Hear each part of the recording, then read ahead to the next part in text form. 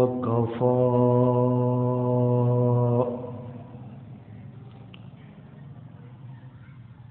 والصلاة والسلام على سيد الرسل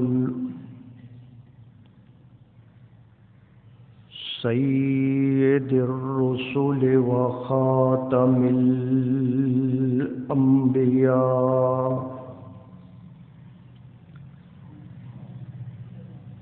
وعلى آله وأصحابه الأتقياء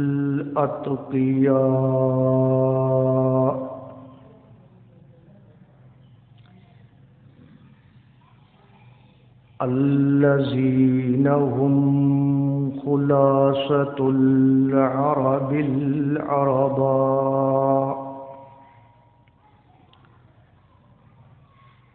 وخير الخلائق بعد الأنبياء أما بعد فأعوذ بالله من الشيطان الرجيم بسم الله الرحمن الرحيم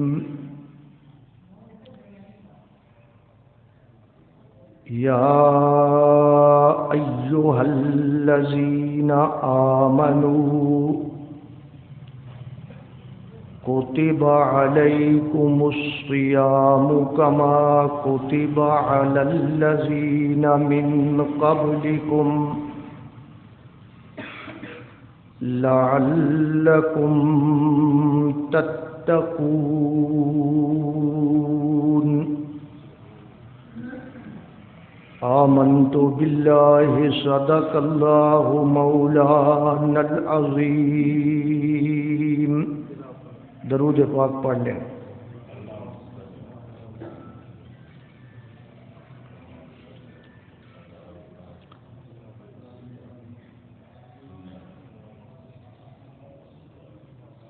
بحمد اللہ بفضل اللہ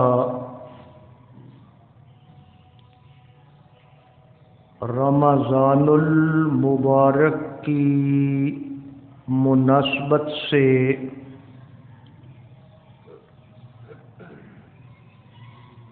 روزے کا بیان کیا جا رہا ہے۔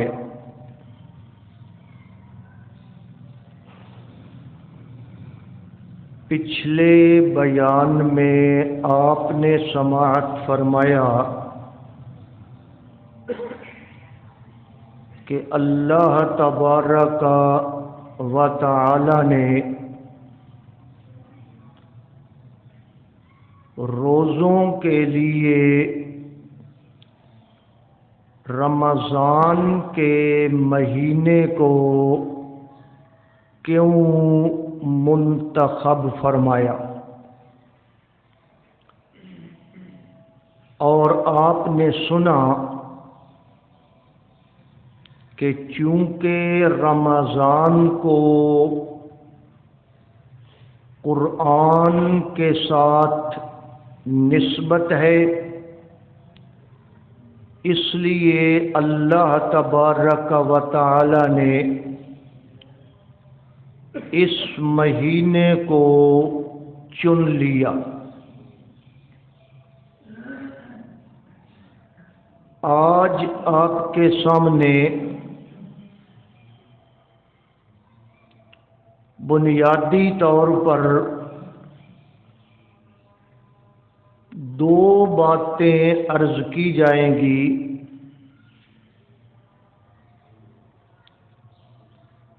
کہ روزے کا مقصد کیا ہے، اللہ تبارک و تعالی ہمیں کیوں بھوکا پیاسا رکھنا چاہتا ہے، اس کا کوئی مقصد اور فائدہ بھی ہے یا کہ نہیں ہے؟ اور دوسری بات یہ عرض کی جائے گی کہ روزے رکھنے کا جو مقصد ہے وہ کیسے حاصل ہوگا؟ ہماری عمر گزر چکی ہے، روزے رکھ رہے ہیں، ہمیں آج تک وہ مقصد کما حق حاصل کیوں نہیں ہوا؟ تو سب سے پہلی بات اس کے متعلق گزارش یہ ہے کہ روزے کا مقصد اللہ تبارک و تعالی نے بڑی صراحت کے ساتھ قرآن مجید کے اندر الفاظ کی صورت میں بیان فرما دیا ہے۔ کتب علیکم الصیام کما کتب علی الذین من قبلکم لعلکم تتقون، کہ روزے تمہارے اوپر اس لیے فرض کیے گئے ہیں تاکہ تم متقی بن جاؤ، تاکہ تم تقوی اختیار کرنے والے بن جاؤ، تاکہ تم پرہیزگار بن جاؤ۔ اور پرہیز کا مطلب آپ جانتے ہیں کہ کسی چیز سے بچنا، احتیاطی تدابیر اختیار کرنا اور اپنا بچاؤ کرنا تاکہ ہم نقصان سے دوچار نہ ہوں، اسے کہتے ہیں پرہیزگاری اختیار کرنا۔ آپ کھانے کی میز پر بیٹھتے ہیں، روزانہ ہم دیکھتے ہیں کھانے کی ایک چیز پڑی ہے، بہت لذیذ ہے، بہت خوبصورت اس کا ویو ہے، لیکن بعض اوقات ہم اسے اٹھا کر سائیڈ پہ رکھ دیتے ہیں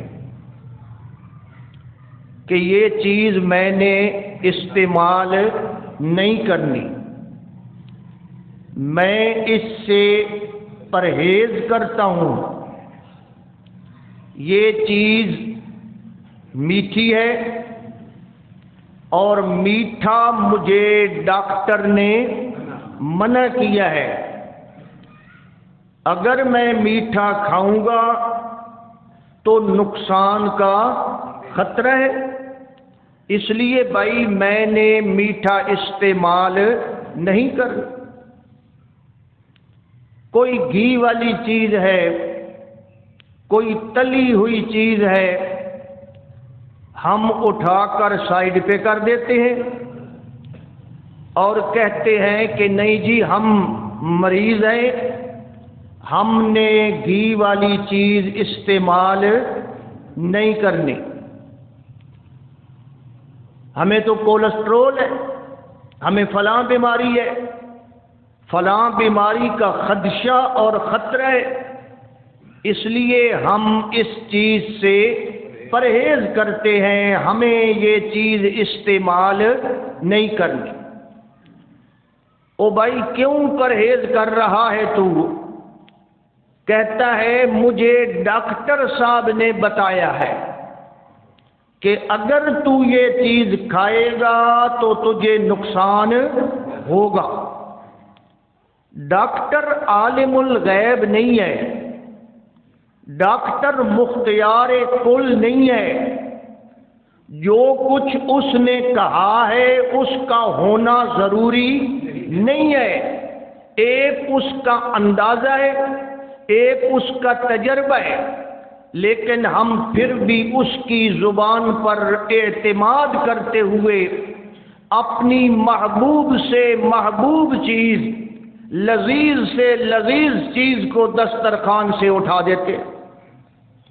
کیوں جی؟ کہ میں نے اس چیز سے پرہیز کرنی ہے۔ تو اللہ تبارک و تعالی فرماتے ہیں روزہ میں نے کیوں فرض کیا؟ کتب علیکم الصیام کما کتب علی الذین من قبلکم لعلکم تتقون، تاکہ تمہارے اندر پرہیزگاری کا جذبہ پیدا ہو جائے، تم پرہیزگار بن جاؤ، تم بچنے والے بن جاؤ، تم احتیاط کرنے والے بن جاؤ۔ ایک دفعہ سیدنا حضرت عمر رضی اللہ تعالی عنہ نے حضرت ابی ابن کعب، سب کہیں رضی اللہ تعالی عنہ،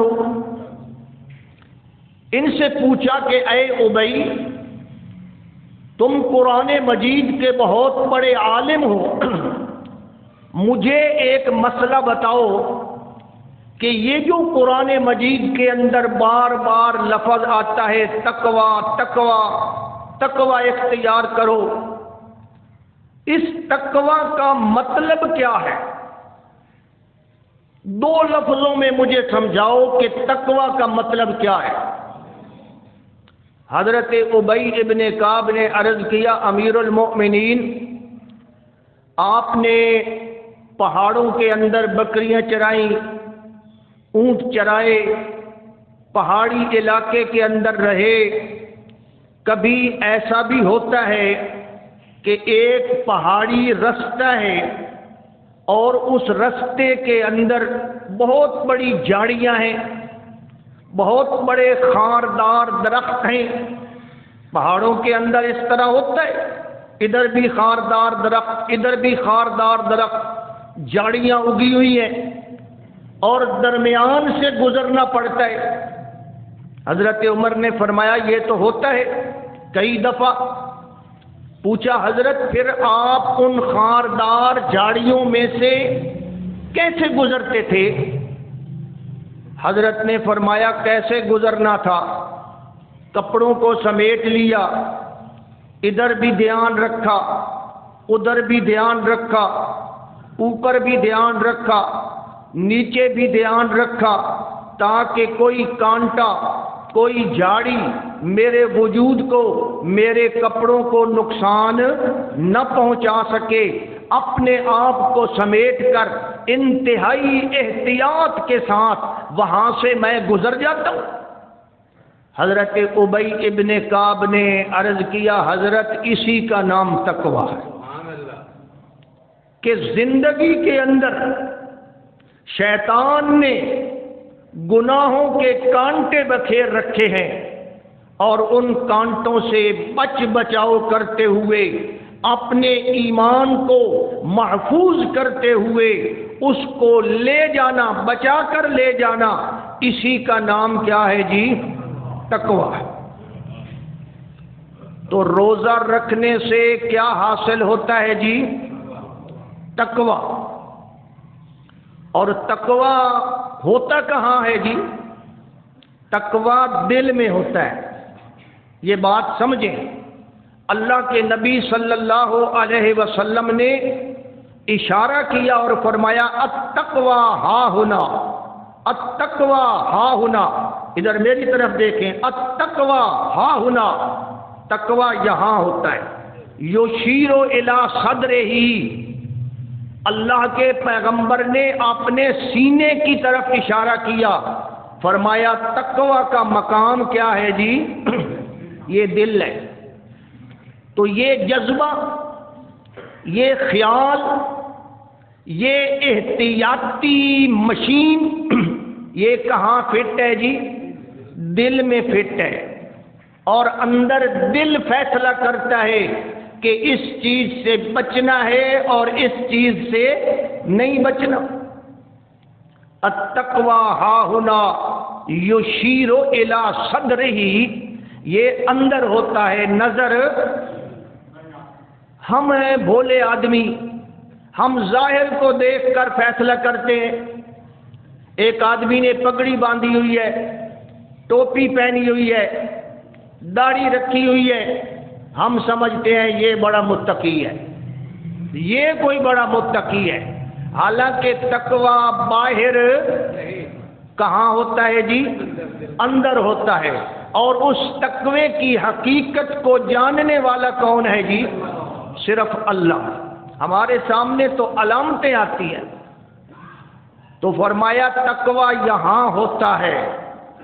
پھر ذرا غور فرمائیں، جب روزے کا مقصد یہ ہے کہ ہمیں تقوی حاصل ہو جائے، ہمارے دل کے اندر احتیاط کی یہ مشین، احتیاط کا یہ جناب تھرمامیٹر یہ آن ہو جائے اور ہم ہر گناہ سے بچنے کی کوشش کریں، یہ جذبہ پیدا ہو جائے۔ روزے سے یہ جذبہ کیسے ملے گا؟ روزہ نام کیا ہے جی؟ صبح سے لے کر شام تک بھوکا اور پیاسا رہنا۔ تو بھوکا اور پیاسا رہنے سے اگر آدمی متقی بنتا ہے تو کیا خیال ہے، یہ جتنے لوگ بھوک سے مر رہے ہیں، یہ ہمارے ملک میں کتنے لوگ غریب ہیں جن کو 2 وقت کا کھانا نصیب نہیں ہوتا، پھر یہ متقی کیوں نہیں بنے گی؟ پھر اگر کھانا پینا نہ ملے تو بندہ متقی بن جاتا ہے، پرہیزگار بن جاتا ہے، تو یہ اتنے ہزاروں لوگ جو ہیں یہ متقی کیوں نہیں بن رہے جناب؟ یہ جیلوں کے اندر جو قیدی قید ہیں، ان کو 1 وقت 2 وقت تھوڑا سا کھانا ملتا ہے، سارا دن بھوکے پیاسے رہتے ہیں، وہ متقی کیوں نہیں بنے گی؟ مقصد یہ نہیں میرے بھائی، صرف بھوک اور پیاس نہیں، توجہ فرمائیں۔ ہم نے سمجھ لیا ہے صرف بھوک اور پیاس ہے، بس بھوکا رہنا ہے، پیاسا رہنا ہے، باقی جو مرضی کرتے جاؤ۔ نہیں، صرف بھوک اور پیاس نہیں، اس بھوک اور پیاس کے پیچھے ایک عقیدہ موجود ہوتا ہے۔ اگر وہ عقیدہ موجود ہے، بندہ روزہ رکھنے سے متقی بنے گا، اور اگر وہ عقیدہ، وہ تصور، وہ خیال، وہ نظریہ اگر دل میں موجود نہیں ہے، پھر ایک نہیں ساری عمر روزہ رکھے وہ متقی کبھی بن سکتا؟ اللہ اکبر۔ جنت ملے گی، ایمان بنے گا۔ تو قرآن عقیدہ، جب تک وہ عقیدہ درست نہیں ہوگا اس وقت تک بندہ متقی بن سکتا؟ یہ بات سمجھیں۔ صرف کھانا پینا، ایک آدمی کو آپ صبح روٹی دیں اور سارا دن روٹی نہ دیں، شام کو روٹی دیں، کوئی جناب آپ کا ملازم ہے، آپ کا نوکر ہے، کوئی بہت برا آدمی ہے، اسے آپ یہ کریں تو وہ متقی بن جائے گا؟ وہ متقی نہیں بنے گا۔ کیوں؟ اس لیے کہ متقی بننے کے لیے جو پیچھے عقیدہ موجود ہے وہ اس کے اندر موجود نہیں ہے۔ تو انسان کے دل کے اندر یہ نظریہ ہوتا ہے، صبح جب آدمی اٹھتا ہے نا، سحری کھاتا ہے، اور اس وقت انسان یہ نظریہ لیتا ہے کہ میرے اللہ نے مجھے حکم دیا ہے، میرے اللہ نے مجھے حکم دیا ہے، آج میں اس کا حکم مانتے ہوئے صبح سے لے کر شام تک ان چیزوں سے بچنے کی کوشش. کیوں بچے گا جی؟ اس لیے بچے گا کہ غربت ہے؟ اس لیے بچے گا کہ مہنگائی بہت زیادہ ہے؟ اس لیے بچے گا کہ مجھے ڈاکٹر نے کہا ہے؟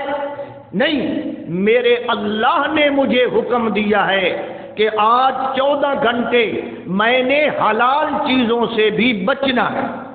چیزیں حلال ہیں، آپ کی حلال کی کمائی سے گھر میں آئی ہے اور بڑی بہترین حالت میں آپ کے جناب اس اپنا فریج میں پڑی ہے، لیکن آپ وہ استعمال کیوں نہیں کرتے جی؟ کہ مجھے آج میرے اللہ نے حکم دیا ہے. حکم پیچھے سے کس کا ہے جی؟ اللہ کا. اس نے حکم دیا ہے کہ آج اتنے گھنٹے تو نے حلال چیزوں کو استعمال نہیں کرنا. چیز حلال تھی، آئندہ بھی حلال رہے گی، لیکن عارضی طور پر 12-13 گھنٹے کے لیے وہ چیز میرے لیے کیا ہو گئی ہے؟ حرام ہو گئی. حالانکہ چیز کے اندر تو کوئی چیز داخل نہیں ہوئی نا. تو یہ بات سمجھیں، جو چیزیں حلال اور حرام ہیں ان کے اندر کیا چیز داخل ہو گئی ہے. گدھے کا گوشت حرام ہے، گائے کا حلال ہے، فرق کیا ہے؟ لیبارٹری میں جا کر تجربہ کر لیں، کیا فرق ہے؟ فرق یہی ہے کہ اللہ کا حکم ہے. کیا ہے جی؟ اللہ کا، نبی کریم صلی اللہ علیہ وسلم کا حکم ہے. تو اللہ نے حکم دیا کہ حلال چیزوں سے اتنے گھنٹے بچنا ہے. اور جب حلال چیزوں سے ہم اللہ کا حکم مانتے ہوئے، اس کے حکم کو مانتے ہوئے حلال چیزوں سے بچتے ہیں، تو یہ پریکٹس ہو رہی ہے کہ اللہ نے جن حرام چیزوں سے پرماننٹ بچنے کا حکم دیا ہے ان سے ہمیشہ کے لیے بچنا ہے. اس سے تو 14 گھنٹے کے لیے بچے نا. چیز حلال ہے، اللہ نے بطور ایک امتحان کے اور عارضی امتحان کے طور پر، ٹمپریری طور پر وہ چیز میرے لیے آپ کے لیے کیا کر دی؟ حرام. ہم اس سے بچتے ہیں یا نہیں بچتے؟ بچتے ہیں. کیوں جی؟ کہ اللہ نے حرام کی ہے میرے لیے اتنے گھنٹے. تو جو چیز اللہ نے پرماننٹ حرام کر دی ہے اس سے بچنے کی پریکٹس، اس سے بچنے کی ریہرسل یہ روزے کی وجہ سے ہو رہی ہے یا نہیں ہو رہی؟ نہ روزے کے ہم بھوکے ہیں، پیاسے ہیں، پانی کی ضرورت ہے، کھانے کی ضرورت ہے، دل للچا رہا ہے، بڑے بہترین کھانے پڑے ہیں ہمارے سامنے، لیکن ہم نہیں کھاتے. کیوں نہیں کھاتے؟ دل تو کر رہا ہے نا کہ یار یہ کھا لوں، لیکن کس لیے نہیں کھاتے؟ اللہ کا حکم ہے. تو اسی طرح میرے بھائی، جب اللہ حکم دے حلال چیزوں سے بھی بچ جانا ہے اور حرام سے بچنے کے لیے، تو اس نے مستقل حکم دیا. حرام سے بچنا، اللہ کے حقوق کو مارنا، حق تلفی کرنا، بندوں کے حقوق کو مارنا، حق تلفی کرنا، ان پہ ظلم کرنا، زیادتی کرنا، کسی کی جان پہ، کسی کی مال پہ، کسی کی جناب والا اس کے وجود، اس کی عزت پہ حملہ کرنا، کیا یہ ظلم نہیں ہے؟ اور یہ ظلم ہم کر رہے ہیں اور ہم کہتے ہیں جی ہم نے روزہ بھی رکھا ہوا ہے. تو میرے بھائی، جو چیزیں اللہ نے حرام قرار دے دی ہیں ان سے بچنے کی کیا ہوتی ہے جی؟ روزہ رکھنے سے پریکٹس ہوتی ہے، ایک عقیدہ تازہ ہوتا ہے، ایک نظریہ جو ہے وہ جناب دہرایا جاتا ہے، اس کا اعادہ ہو جاتا ہے، اور بندہ اس چیز سے، وہ کہتے ہیں نا کوئی آفیسر تھا بہت بڑا، رشوت لیتا تھا، مولوی صاحب روزانہ اس کو سمجھاتے بھائی جان یہ رشوت نہ لیا کرو، حرام ہوتی ہے. اس نے کہا حرام کہاں ہوتی ہے مولوی صاحب، جا اپنے مسئلے پاس رکھ. ایک دن مولوی کی مرغی مر گئی، بغیر حلال کیے مولوی نے اس کے گھر میں دے بھیجی. جب وہ مرغی گئی اس کے پاس نہ وہ ذبح شدہ ہے مری ہوئی مرغی، وہ تو ڈنڈا لے کر باہر آ گیا جناب. اس نے کہا مولوی تو نے مجھے ایسا سمجھے ہوئے، تیری مرغی مری ہے اور تو وہ مری ہوئی مرغی میری طرف بھیج رہا ہے. مولوی نے کہا جناب عالی ہوا کیا ہے مجھے یہ تو بتا. اس نے کہا حرام مرغی تو نے مجھے دی ہے، تو نے مجھے یہ سمجھا ہوا ہے. اس نے کہا اس کو حرام کس نے کہا؟ نہ اس کے اندر زہر پیدا ہو گیا؟ بولیں جی نہیں ہوا. یہ جتنی مرغیاں ہم کھا رہے ہیں نا، ان میں سے جناب 10% مرغیاں وہ ہیں جو حرام ہوتی ہیں، ان کو وہ بادام کہتے ہیں، بادام. اتنی مرغیاں زندہ ہیں تو اتنے بادام ہیں، وہ بھی جناب رگڑ دیتے ہیں اور ہم ہمیں کھلا رہے. تو ہم کیا بیمار ہو گئے ہیں حرام مرغی کھانے سے؟ نہیں، وہ ایک روحانی بیماری ہے، وہ مسئلہ ہے. تو مولوی نے کہا کہ جناب علی یہ حرام کس نے قرار دی ہے؟ اس نے کہا اللہ اور اس کے رسول نے کہا ہے کہ جب وہ حلال نہ کی جائے، ذبح نہ کی جائے، وہ حرام ہوتی ہے. اس نے کہا جس اللہ نے اس مرغی کو حرام قرار دیا اسی اللہ نے رشوت اور ظلم کو بھی حرام قرار دیا. وہ حرام کھاتا ہے اور یہ حرام نہیں کھاتا. اور دونوں میں حکم کس کا ہے جی؟ تو اللہ کا حکم مان تو پھر سارے حرام چھوڑنا. پھر یہ کیا بات ہوئی؟ اس لیے میرے بھائی روزہ رکھنے والے کے دل کے اندر یہ عقیدہ ہوتا ہے کہ میرے اللہ کا حکم ہے اور میں اس کو. پھر دوسرا عقیدہ کیا ہوتا ہے جی؟ دوسرا عقیدہ یہ ہوتا ہے میرا اللہ مجھے دیکھ رہا ہے، میں چاہے بند کمرے میں ہوں، میں چاہے جناب والا کوٹھڑی میں ہوں، میں چاہے دریا کی تہ میں ہوں، میرا اللہ پھر بھی مجھے نہ. یہ جو ہم سارا دن گھروں میں رہتے ہیں، پھرتے ہیں، کمروں میں بھی جاتے ہیں، فریج بھی کھولتے ہیں، دیکھتے ہیں گھر میں چیزیں پڑی ہوتی ہیں، میرے جیسا بندہ گناہگار، آپ جیسا بندہ، کیا ہم ان چیزوں کو اکیلے میں کھا لیتے ہیں کہ چلو بیوی نہیں دیکھ رہی، بچے نہیں دیکھ رہے، کسی کو پتہ نہیں، ایک لقمہ تو لے ہی لو، چلو ایک گھونٹ پانی کا تو پی لو، گلا خشک ہو رہا ہے، ہم کھا لیتے ہیں؟ نہیں کھاتے نا. کیوں؟ ہمارے دل میں یہ تصور پختہ ہے کہ جس کے لیے روزہ رکھا ہے وہ مجھے اس حال میں بھی دیکھ رہا ہے، اور وہ جب دیکھ رہا ہے تو مجھے اس کے حکم کی خلاف ورزی کرنے کی جرأت نہیں ہوتی. تو روزے نے یہی تو سکھایا ہے نہ. اگر یہ چیز ہماری زندگی میں پیدا ہو جائے پرماننٹ کہ میرا اللہ مجھے ہر وقت، یہ ذہن مجھے آئے میرا اللہ مجھے. وہ کہتے ہیں کوئی بزرگ تھا، ایسے کہانی بنی ہوئی ہے، وہ ڈھیر سارے اس کے مرید تھے نا. اس نے کہا آج میں نے خلافت دینی ہے، خلیفہ بنانا ہے اپنا، ایک کو چننا ہے. وہ سارے آ گئے، حضرت مجھے چنیں گے مجھے چنیں گے. اس نے کبوتر منگوا لیے اور جناب چھری منگوا لی. ہر ایک کو ایک ایک کبوتر دیا، ایک ایک چھری دی اور کہا جاؤ یہ کبوتر ذبح کر کے لاؤ، لیکن ذبح وہاں بیٹھ کر کرنا ہے جہاں کوئی دیکھ نہ رہا. وہ سارے جناب کوئی کسی جھاڑی میں، کوئی کسی دیوار میں، وہاں کبوتر ذبح کر رہے ہیں. بھائی کوئی دیکھ نہیں رہا، کوئی دیکھ نہیں رہا، ہم نے ذبح کرنا ہے. وہ جناب سارے کبوتر ذبح کر کے لے آئے. ایک مرید آیا، کبوتر زندہ ہاتھ میں لے کر واپس آ گیا. اس نے کہا تو نے ذبح کیوں نہیں کیا؟ اس نے کہا میں جہاں بھی جاتا ہوں ایک دیکھنے والا مجھے دیکھ رہا، میں کہاں ذبح کروں؟ تو اس نے کہا اصل خلیفہ بننے کے لائق تو ہے، کیونکہ تیرا یہ عقیدہ پختہ ہو چکا ہے کہ میرا اللہ مجھے. حضرت عمر رضی اللہ تعالیٰ عنہ کا دور ہے.